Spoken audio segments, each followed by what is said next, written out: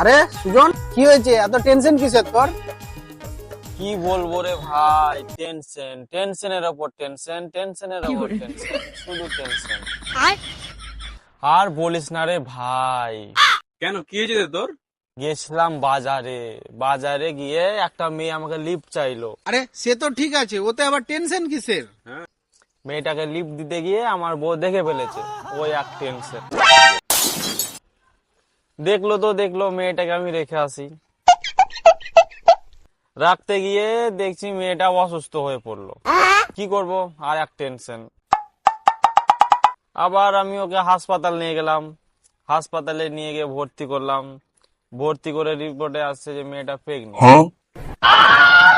সালা আর একটা টেনশন। মেয়েটার যদি আবার জ্ঞান ফিরলো, মেয়েটাকে জিজ্ঞেস করছে তোমার স্বামী কোথায়, মেয়েটা দেখাচ্ছে আমি ওর বাচ্চার বাপ। তো আমি বললাম না ভাই, আমি নয়, তুমি মেডিকেল টেস্ট করে নাও। রিপোর্টে আসছে যে আমি কোনোদিন বাপই হতে পারবো না। আরে মারা, তুই তো টেনশনের দোকান নিয়ে বসে আছিস রে। এই এক টেনশন।